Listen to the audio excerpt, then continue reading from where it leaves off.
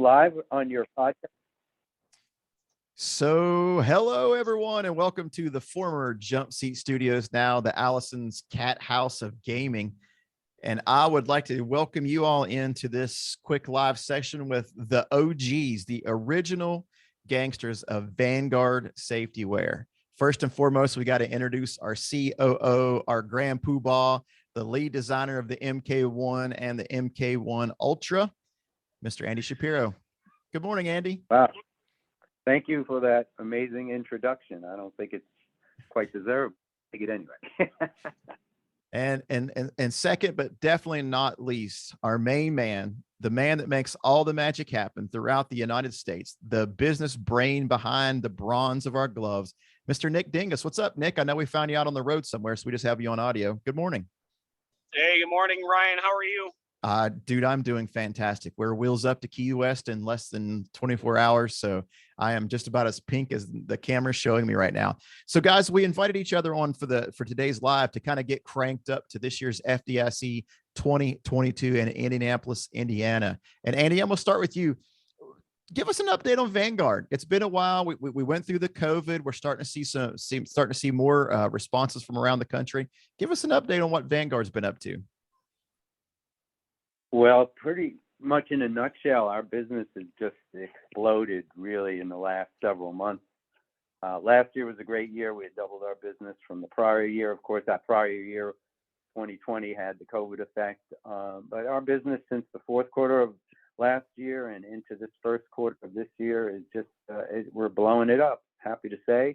And we thank everybody out there for their support and feedback, and all our distributors, all the departments we're working with. It's just amazing. We're having a tremendous year so far, and expect it will continue.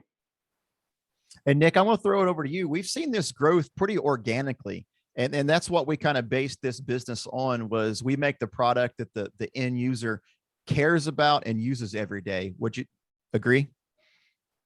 Yeah, I think that's the biggest thing. Was we wanted a product that really truly had the proof in the pudding. And I know we spent well over a year on development of the first OG model, I guess, if you will, through a lot of testing, evaluation, not just myself and you, but several folks across the nation, including some of our friends on FDNY.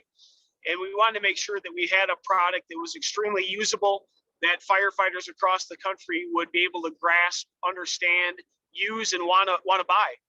And I think we've been extremely lucky in that. The word of mouth, through social media and grassroots efforts through a lot of training organizations across the nation have really fueled that. When we look back, we have not spent $1 on marketing, and it's just been the word of mouth. And, when we see 60, 70,000 firefighters across North America wearing our product, and it's all based on word of mouth, that's pretty darn cool, at least in my eyes. Yeah, it really has been to see the organic growth, to watch the fire buff pictures from New Jersey all the way to California capture pictures of our gloves in service, doing the work, basically. I mean, I think that's been the whole principle behind what all three of us started this company for. Is we got tired of stuff that wouldn't hold up, stuff that you couldn't function in, and stuff that just was junk. So Andy, I want to talk about the expansion of Vanguard Safety Wear over the last, 24 months. We added a new fire glove, and all of a sudden the American Fire Service is really embracing this kangaroo skinned Ultra.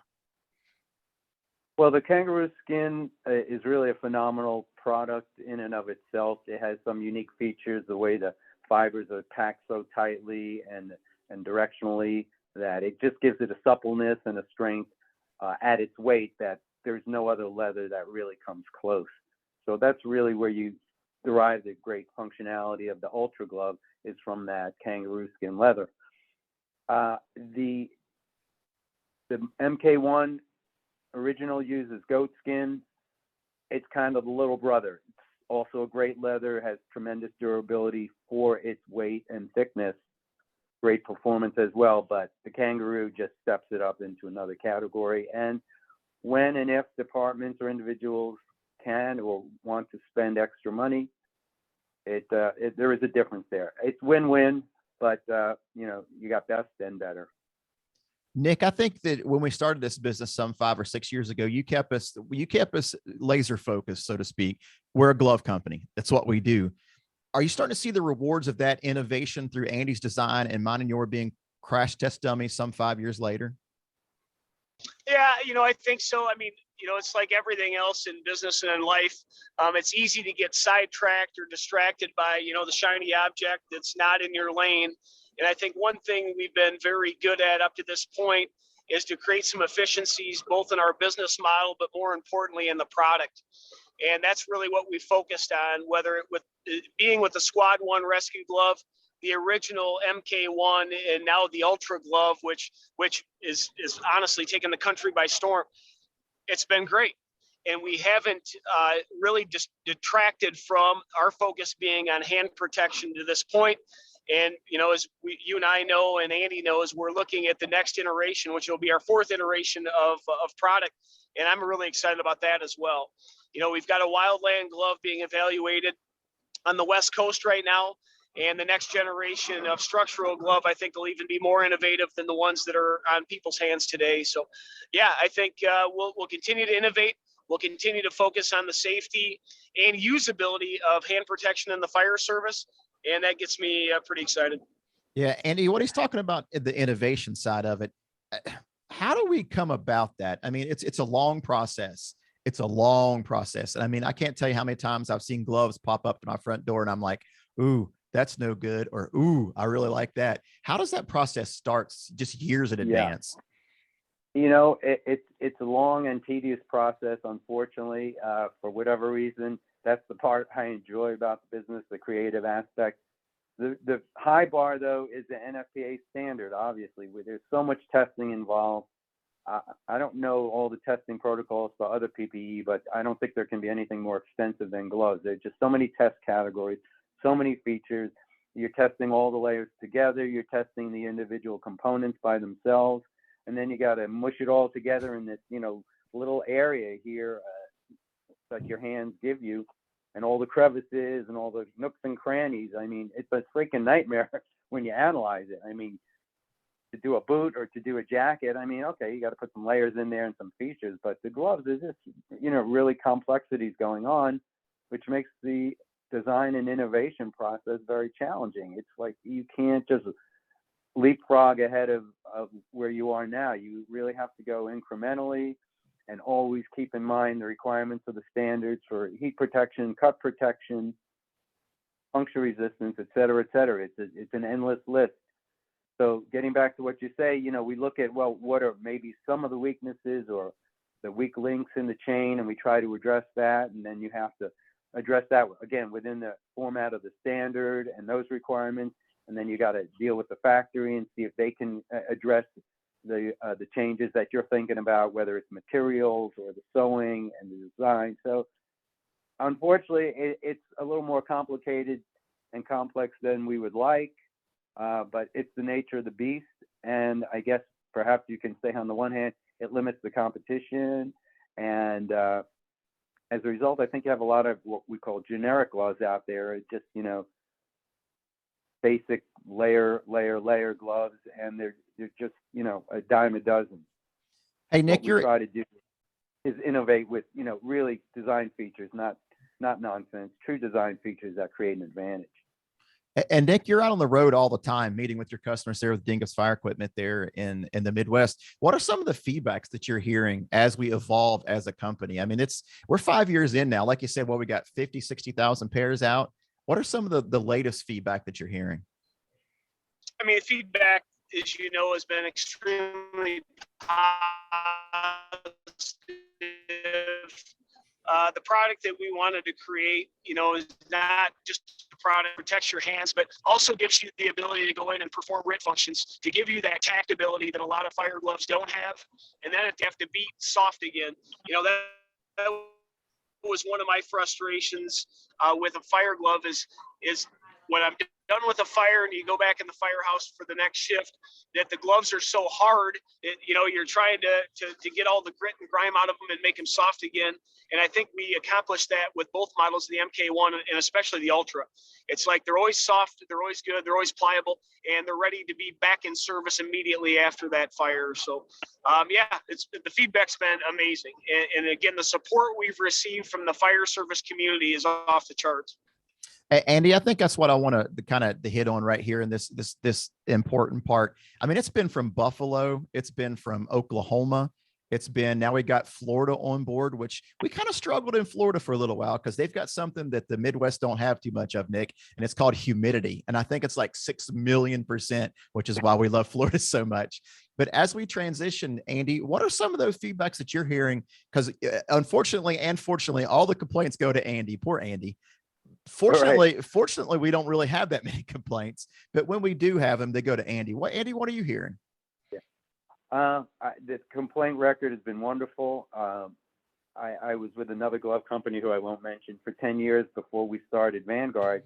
And it's just in comparison, the number of complaints, I don't want to jinx it, but very minimal. And typically it's gloves are 2-3 years old from an instructor and they wore them out, fine. Main thing is, as far as injuries and things like that, again, I don't want to jinx it, basically nil. So that's the most important thing, is people are safe and protected. And, the feedback is always important. And what I find quite amazing is we've had these many small firefighter-owned training companies all over the country. They approach us and they say, hey, we want to wear your gloves. And some of them even want to sell our gloves, even though that's not their primary business, selling PPE. But they become so enamored with our gloves that it really is a testament, I think, to their performance and durability. And it's not our opinion, it's what's being told to us. And that's the key. We don't hype the gloves. We let them out there and let them hype them back to us. That's what we want to get. Hype from the users, not from us. Nick, I think that's what's made us so successful in starting this stuff up is we don't have no we got a couple fancy slogans, made for work in the Vanguard Army, but that's just because we want our customers to feel included in what we're building here, which is a grassroots effort that starts on the fireground. But I really think that maybe you can speak to this, is our sales motto is here, go get them to work immediately, and just tell us what you think. Yeah, and I think, the important part about that goes back to, the communication loop of feedback is we're listening to the firefighters that are talking to us about what they want to see in a product, and in a fire glove. And we're very lucky and thankful, by the way, of all the training organizations across the nation that have embraced our company, that have embraced the glove, but more importantly, are even giving us feedback into making it better. And as Andy talked, that's Andy's wheelhouse, definitely not mine, is the product development side, which he is remarkable at, is taking all of that feedback of what people want to see in making our next generation of product, and we're doing it. When you look at some of the other companies out there that are just having a glove made, and it's a traditional type of a glove, which is okay, that's not what we want to be. We want to be the folks that innovate, that listen to the feedback from the firefighters on the ground, in training organizations, in large and small places alike, from coast to coast. And then we can make the best product on the market, and that's what we strive to do every day.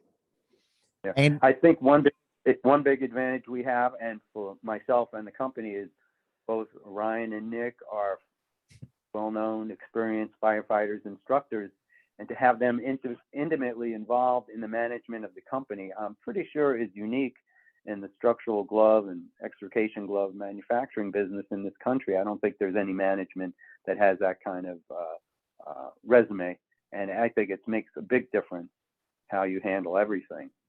I do have to admit, Andy, I was getting off I'm assigned to an engine company. I got off the engine the other day, and I may or may not have had 7 pairs of Vanguard gloves with me. I had the OGs, I had the OG Ultras, I had the Secret Squirrel, and the Texas Cuff. So I really agree. You're right. Remind me to send you an invoice on that. Pay to the order of Nick Dingus. Nick, we're getting fired up for FDIC. First and foremost, we want to thank Dingus Fire Company for hosting us once again at FDIC. It helps share the expense. It helps share the exposure. We are, dare I say, Vanguard and Dingus are one with each other, because we really are. We want to thank you for hosting Vanguard out there. But where can we find you at FDIC, and what are we looking forward to this year? Yeah, so we're very excited that we will be on the main exhibit hall again this year. We're actually going to be by our friends at Buller, Draeger, and Lion. So we're kind of in a triangle in between them. We have a 40 by 10 booth, again, in the heart of the convention center, which is pretty darn neat. And we'll be in booth 2033. A shout out to Beth O'Connell. Beth does a lot of the marketing for us, as you guys know. And she got us a prime location, prime space, and we're geared up and ready to go. We're bringing 200 pairs of gloves between the squad, the MK1, and the Ultras that will sell right off the floor. Last year, as most people know, we actually sold out of most sizes of gloves by, I think, the second day. So stop by early, and then we're going to give away a pair of gloves every hour during the entire FDIC between our friends at Modus and Gloves. Something will be given away every hour. And then, of course, join us Friday night, 416 Wabash. And we've got dueling pianos from 7 to 10 p.m. Open invitation to all the Vanguard customers and also Dingus Fire customers. We'd love to see you that night. Andy, are you bringing your guitar? I wish I could, but I get a little stage fright, so I just play at home in the basement. Andy, one thing that really has really driven home our friendship as a company, you're really approachable. So if you firefighters are listening to this, whether it's on Dingus's social media, whether it's across Vanguard's, come talk to Andy. I mean, I really think that it started with the Viv, shout out Viv, but it's really expanded that you really like hearing from customers. Yeah, and it's, I do get the complaints, and so, I'll get an email from a random customer, and, I'll respond. And I don't think too many companies, you call in with a complaint and you're talking to the president of the company. So, and on my emails, I never put that I'm the president. I just respond, and I think that works best. We're just getting the job done. There's no egos here. There's no bullshit here. It's just about really the product. And even more than that, it's about our customers. Because I always look at it this way. If my customers, our customers, they risk their lives in the work they do. I mean, that's pretty astonishing. I don't think there are too many businesses where you can say that's what your customer does day in and day out. So to me, that's a special responsibility upon our shoulders that we make it all about them. You cut out the bull crap. You make the best product, the best service, and you support your customers, to the nth degree. And I think that's been our formula for success. And because it's real, it's not something, not some company logo or motto. It's what we believe in our hearts and minds. So it works. That's what works. Nick, I think we hit a home run with the trifecta of a dumb jump seat rider, a really smart business guy, and then the lead designer of fire gloves for the last 35 years. Where do you see Vanguard progressing through in the future? All right, not 35, maybe 25. Okay. Sorry, I was going to say, how old do you think I am? Yeah, I believe 10 years ago. Well, I'd say again, we're very lucky in the team that we have. Andy's brilliant on the design side. Ryan is brilliant on the firefighter side, giving great feedback to make an extremely durable, good, tactile product. And of course, I like the firefighting side and have a little bit of business acumen to throw in there as well. But it's to continue to innovate and again, provide the best product we can to the most firefighters we can, and then supporting the fire service as a whole. We made a nice donation last year to the Michael Kiefer Fund. We made one at the end of the year, which I'm not sure if we're going to even talk about here, but that's our job, is to give back, create the best products we can, and make sure that we're affecting as many lives as we can in a positive aspect. So again, I want to say thank you to Ryan. Thank you to Andy for the great job you both do. And then the folks in the office, Kim and Renee, do just an outstanding job supporting the entire business. So we can't say enough good things about both of them as well. That's for sure. Andy, I would be amiss if I wouldn't share with this on this stuff we're going to post on our social media. If you're a live fire instructor, if you have a training company somewhere in these here United States, email you, Andy at Vanguard Safety Wear. We want to hear from you. We'd like to support you. And based on the size of your company and how many students you reach, we'd really like to work with you and establish a partnership with all training companies.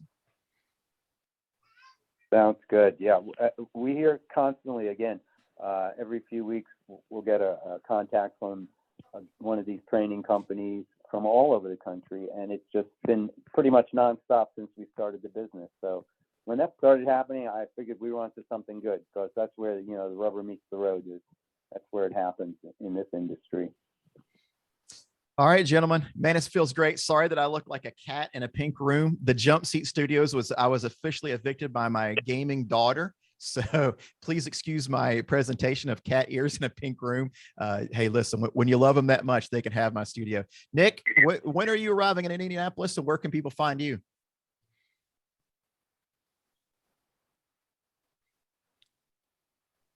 Ryan, we'll be pulling in on Wednesday to get the booth set up. Again, booth 2033 on the main exhibit floor. We look forward to seeing everybody at FDIC this year, and also mark your calendars for Friday. And we'd love to see you at 416 Wabash, 7 to 10 p.m. Hang out with our crew. I think the folks from Fast Rescue will be there, a bunch of other training organizations, and Midwest Dueling Piano, so you can't beat that. Andy, where can people reach you at? I know it's Andy at Vanguard Safety Wear. You are on Instagram and Facebook, although we got to teach you how to use it just a little bit more efficiently. Yeah, but still learning. So Andy also monitors our Facebook page at Vanguard Safety Wear on Facebook, and you're also integrating into Instagram now. Andy's on Instagram at Vanguard Safety Wear. Hey, miracles never cease here, Andy. That's right. Well, I need my daughter's time teaching me, but she's very busy right now. So. All right, folks. Hey, listen, thank you guys for listening in this live. We're going to cross post this over all of our platforms. We will be at FDIC. Please, if you see Andy or Nick walking through the hallways, please stop us. We want to hear your feedback. We want to hear good feedback. We want to hear bad feedback. We just want to talk to firefighters, because listen, we're here to support the mission. We'll let Nick handle the talking about the Michael Kiefer Foundation. I'm sure we'll share that information. We don't really like sharing what we're doing behind the scenes, but we do love supporting firefighters. We really like supporting firefighter ran training companies. So if you do have a training company out there, reach out to Andy at Vanguard Safety Wear, shoot us a DM through Instagram and Facebook, and make sure to keep checking on the website. We do have some things in store. We're probably a couple years away, Andy, from the next evaluation of our gloves. Our next certification is 2023. It's not fixed. I mean, they're doing a lot of changes with the standard and combining standards, so it's probably going to be a big mess. So hard to predict the schedule, but you know, that kind of determines our development schedule, because you don't want to do a new model in between standards, because it's just more work and money. So right, we kind of got to go to the beat of their drum. Yeah. Nick, thanks for coming on today. Please be safe out in Iowa, and we're all looking forward to getting together at 416 Wabash on Friday night. Thank you, Ryan. Thank you, Andy. And more importantly, thank you all of the distributors and firefighters for your support nationwide. Appreciate it. Yeah. Andy, any closing arguments as we get on out of here? I got to go pack my bags, get all my swimsuit trunks in the suitcase. Yeah. Well, no, I think Nick said it all. Thanks to all the forces that have built our success, and I hope we're giving back in many ways, product and money as well. And I just hope you have a great vacation, man, in Key West. Yeah, okay. I'll send you guys pictures of the ocean, because last time you all went without me.